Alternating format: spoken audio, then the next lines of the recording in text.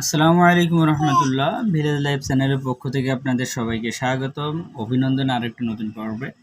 বৈশাখ মাস সে প্রথম সপ্তাহ থেকে মাঝামাঝির ভিতরে কিন্তু আমাদের বাড়ির যেসব গাছ আছে সেগুলো আম পাকা শুরু হয়ে যায়। ঠিক তারই ধারাবাহিকতায় আমাদের গাছের কিন্তু আম পাকা শুরু হয়ে গেছে। অজিয়ার আম সকালবেলা আম দেখতে পেয়ে আমাকে পাড়তে বলছিল, তো পাড়তে যেয়ে দেখেন আমটা পড়ার সাথে সাথে কিন্তু ফেটে গেছে। আর আমার এই পিচ্চি বাবুটার বয়স কিন্তু মাত্র 11 মাস। এই কিন্তু তার প্রথম বৈশাখ জ্যৈষ্ঠী আমের সিজন। জানি না আমার মামুনিটা আম কতটা পছন্দ করে, আমার অজিহা জান্নাত।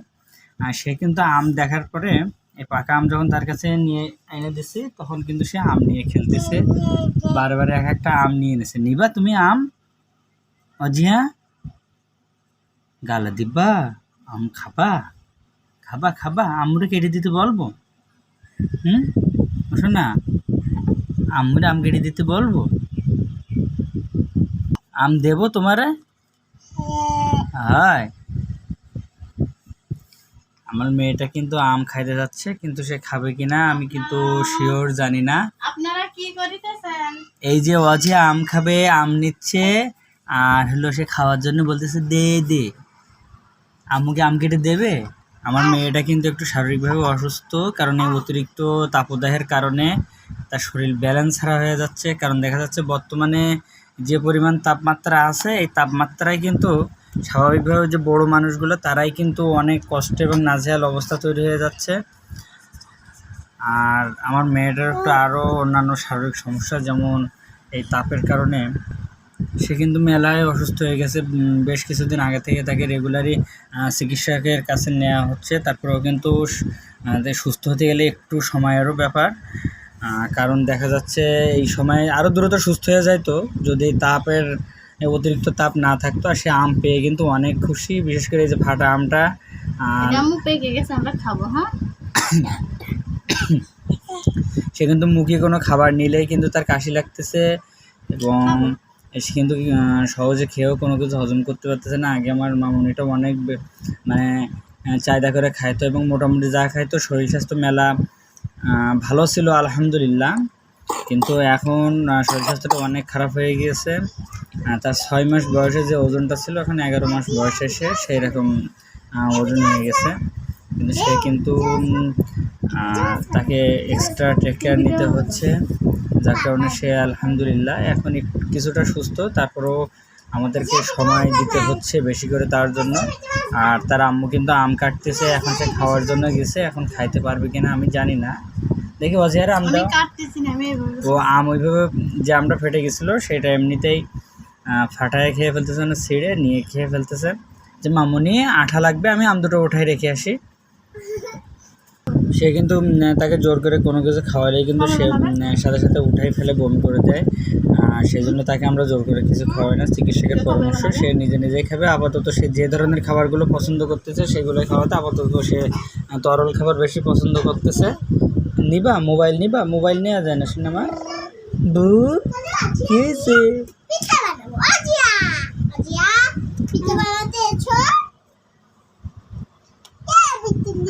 সাবি আবার সাথে পিঠা তৈরি করবা? শোনা, আমার মেয়েটা কিন্তু আমি ফোন নিয়ে কি করতেছি সে নিচ থেকে আমার কোলে উঠে পড়ছে। এই যে বসে বসে সে আবার পা দোলাচ্ছে।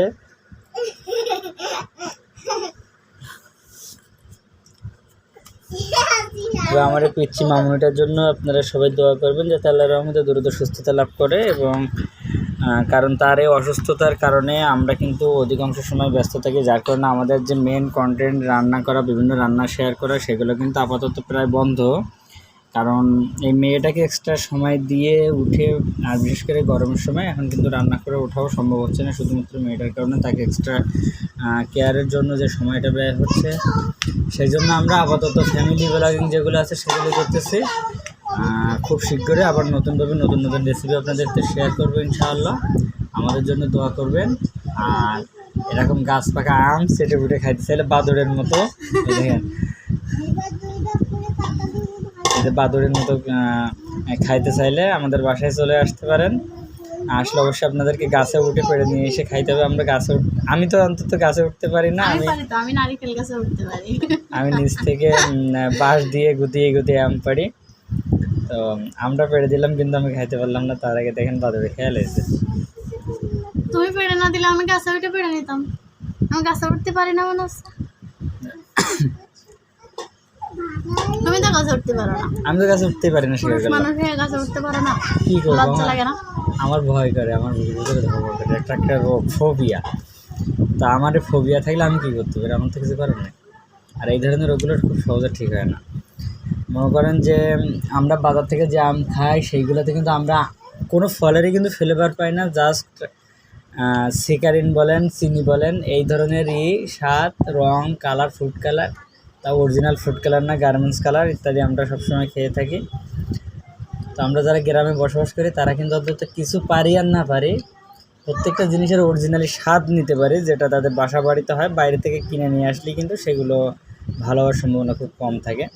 তবে আমার মেয়ে ওয়াজিহা জান্নাতের জন্য দোয়া করবেন, যাতে সে খুব দ্রুত আল্লাহর রহমতে সুস্থতা লাভ করে, এবং সে সুস্থ হলে আমরা অনেকটা ফিরে হয়ে যাব। আর তখন যে আবার দেখা যাচ্ছে রেগুলার বিভিন্ন রেসিপি শেয়ার করতে পারবো, আপনাদের সাথে বিভিন্ন ব্লগিংও শেয়ার করতে পারবো। ভালো থাকবেন সবাই। আর এই গরমে নিজেদের যত্ন নেবেন। পারলে ডাবের পানি পান করবেন, আর না হলে আপনারা আখের চিনি, আখের গুড়, আখের রস এগুলোও পান করতে পারেন, খাইতে পারেন। এবং অন্তত রেগুলার 2 থেকে 3 বার গোসল করবেন, তাতে সুস্থতা সুস্থ এবং স্বাভাবিক থাকবেন। আসসালামু আলাইকুম, আল্লাহ হাফেজ।